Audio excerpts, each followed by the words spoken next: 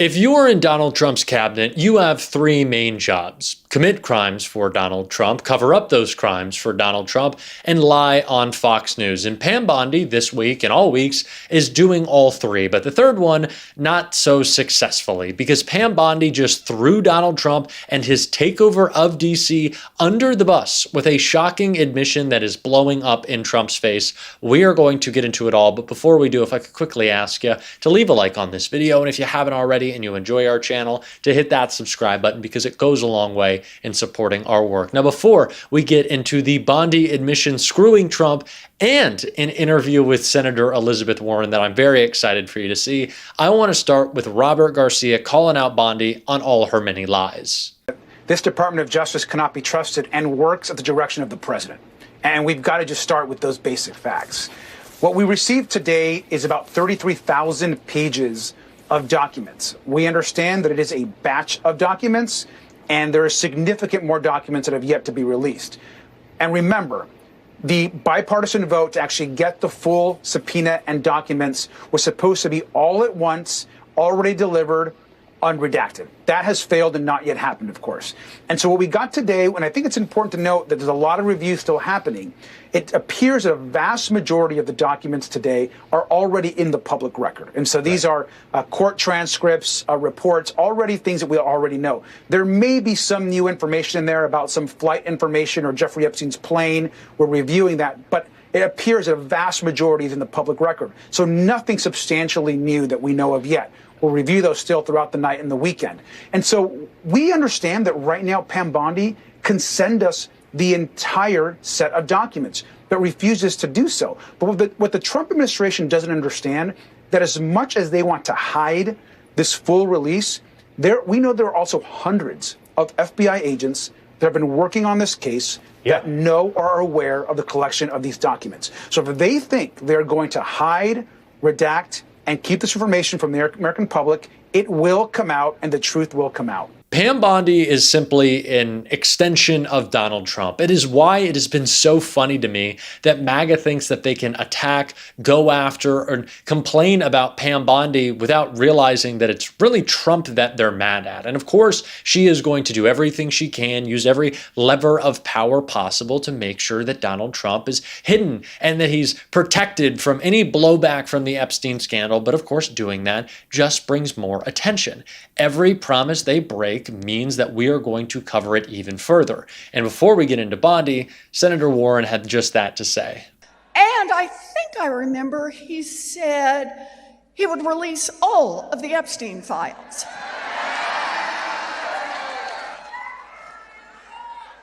Yeah, so what happens? Donald Trump now, he can't remember any of that. He can't talk about any of that. Accountability is what a democracy is about. And let's just be really clear with Donald Trump. We want to help the Ukrainians when they fight back against a Russian invasion.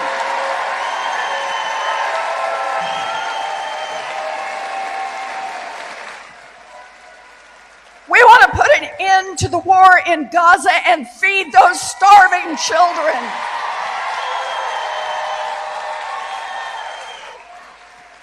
And Buster, we want to see all of the Epstein files.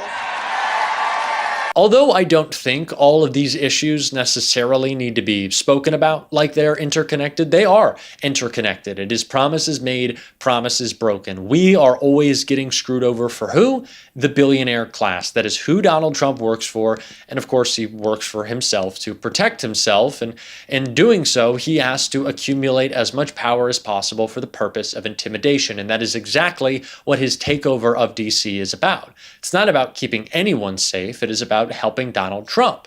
And that is accidentally what Pam Bondi admitted and got called out for right here. Draw your own conclusion. DC mayor uses Bondi admission to blow hole in crime claim. Branded as an effort to crack down on overall crime, President Donald Trump's federal takeover of Washington, D.C. was likely designed from the start with an ulterior motive, Mayor Muriel Bowser suggested Saturday. A CNN review of crime data in the nation's capital found that since August 7th, just 2 days after the Trump administration took control of Washington, D.C.'s Metropolitan Police Department, federal officials had arrested 300 migrants suspected of being in the country illegally, an explosive increase over the past data on migrant arrests in the city, with there being an average of 12 such arrests weekly since Trump took office in January. Speaking with CNN, Bowser said that the migrant arrest data, coupled with a recent order from Attorney General Pam Bondi, suggested the takeover very well could be in pretext to expand administration immigration crackdowns. Bondi, Bowser said, almost exclusively focused on immigration enforcement and homeless encampment enforcement, Bowser told CNN, so I'll let you draw your own conclusion. As of Saturday, there are thousands of federal agents and National Guard members patrolling the streets of the nation's capital, with 2,000 National Guard troops recently authorized by Defense Secretary Pete Hegseth to carry firearms. Considering the significant cost of deploying thousands of federal agents and National Guard's troops, a number of critics have mocked the takeover as performative, especially given its relatively low arrest numbers, a significant share of them being migrants. Donald Trump is always putting on a show, and that is exactly what this is. It is a publicity stunt as pretext for the next city takeover. Now, that's not to say that it's not important and doesn't need to be criticized. Of course it does, but it is important to keep in mind the intent with which Donald Trump is taking over D.C. This is not an effort to eliminate crime. This is just so Donald Trump can keep bringing these takeovers to a town near you. It is the same government overreach and complete abuse of power that we see taking place with Trump's Epstein scandal. And it's not just that, it's many more like it. And I talked to Senator Warren about that in this interview right here. Senator, there is just so much to talk about right now, unfortunately, but I know what is top of mind for everyone is Donald Trump's attempts to cover up his relationship with Jeffrey Epstein. And we just saw essentially what is clearly witness tampering, extracting out of Ghislaine Maxwell that Trump is just a lovely guy, a perfect gentleman, and she's so proud of him. Do you think this cover-up, what he's gotten Ghislaine Maxwell to say, of course, looking for a pardon, does anything to help his case, or does this just bring more attention to the cover-up? Nope, I don't think he's helping himself at all here. I think this was like the fake move over to, we'll ask the grand jury to release information, along with the move before that, if there's nothing here to see, the whole. But I just see this as, remember where we were a year ago, right? It's August, there's a presidential race going on. Donald Trump is out there making promise after promise after promise, including stirring up over and over and over the whole Epstein files thing and saying when he is president, he is going to release all the Epstein files.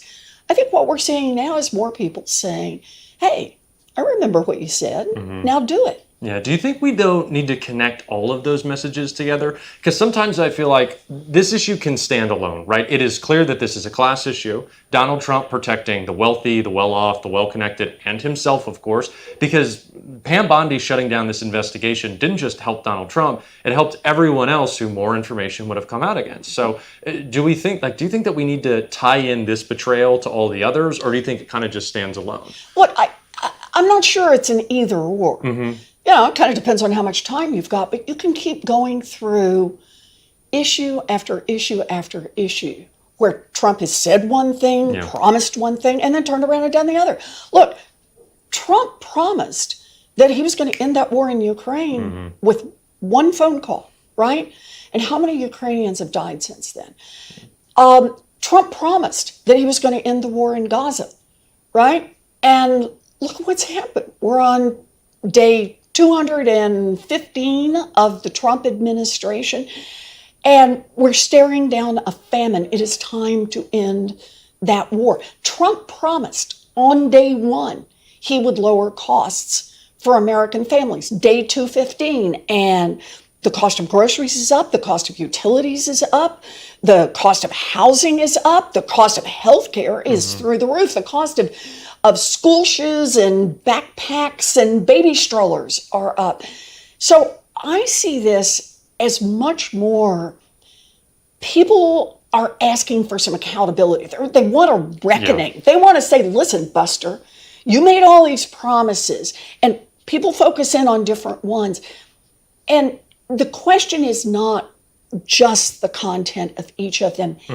It's, here's a guy, and now I go to your point, who is making this country, now nearly 7 months, work really even better for billionaires, for the guys with power, for the insiders, and telling everybody else, just gaslighting, lying to them, ignoring them, trying to distract them.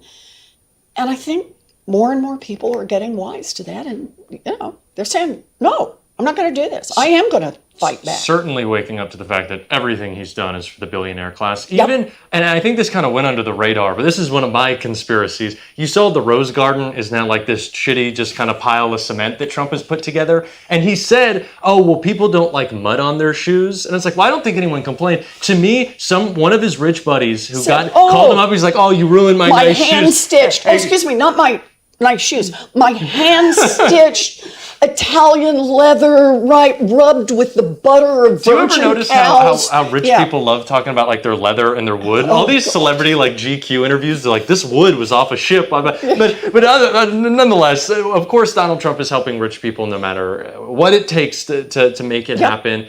And at the same time, he's making sure that big corporations are doing whatever he asks. Now, you have brought up an issue that I think is kind of fallen by the wayside when there's so much going on right now, which is how Donald Trump just intimidated Paramount into canceling Stephen Colbert's show. But something that I think this is part of the broader issue is that Republicans have somehow claimed that they are the free speech warriors, that they defend whatever you want to say you can, and really it's just about them saying like words that make people uncomfortable and like socially isolate you. Republicans are just mad that they don't have friends because they say weird stuff.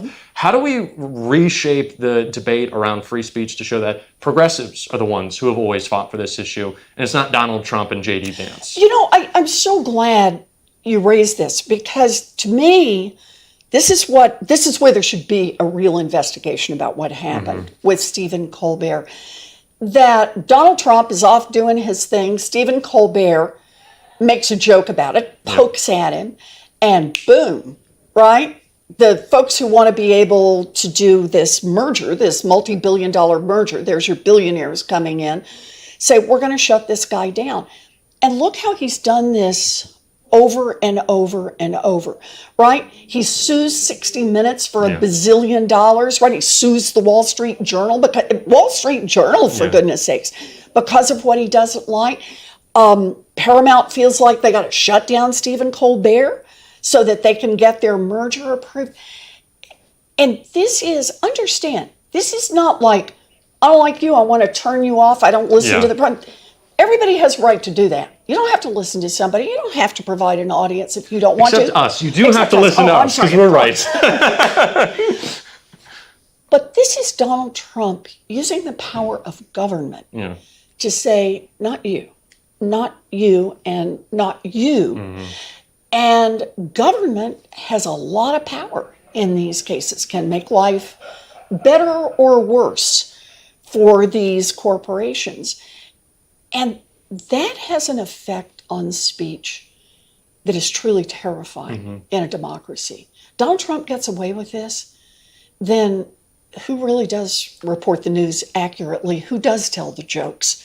So that we puncture the would-be king? And